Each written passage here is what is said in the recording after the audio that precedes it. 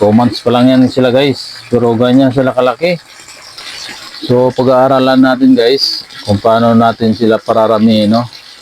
Kasi wala tayong alam kung paano ito pararamihin. Pero ano na lang tayo dun sa YouTube kung paano natin pararamihin itong mga giant ulang natin, no? So mabilis lang pala ito guys lumaki. Dati yung pagkabili ko doon kay Sir Joshua ay fingerlings, no? Post larvae pa lang, 2 months pa lang yan sila guys. Pero ganyan sila kalaki. Yung pagkabili ko sa kay Sir Joshua ay post larvae pa lang, yung parang walis ting-ting pa lang sila kalaki. O ngayon, no? Magti 3 months, nagulat na nga ako sabi ko ang dami na nag-molt, malalaki na yung nag-molt. So ngayon, sabi ko nga bisitahin natin itong ating mga alaga. Kasi naglalagay lang naman ako sa kanila ng ng pagkain. So hinayaan ko na lang. Sabi ko okay na.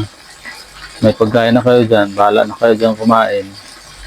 So nagulat ako nung pinuntahan ko talaga dito sa loob. Ganyan na sila kalaki, May mga malalaki na talaga, Ayan, Ulang na talaga yan. Kaya nakakatuwa.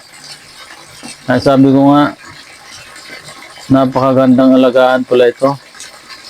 So, pararamihin natin to guys. Pag-aralan natin kung paano natin mapaparami ito, no?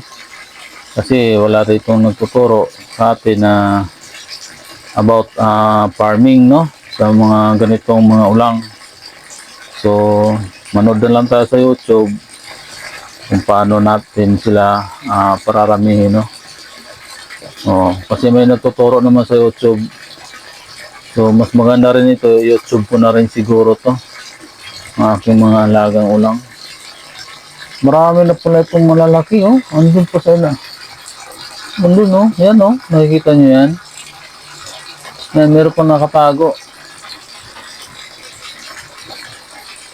Malalaki na talaga. Pero, ang in-order ko ito ay 200 pieces, no? Galing pang Bulacan. So, mabuti na lang at may naiwan pang buhay sa 48 hours na biyahe. Grabe, kinaya rin, no? Ng iba. Para lang mabuhay, para magkaroon lang tayo ng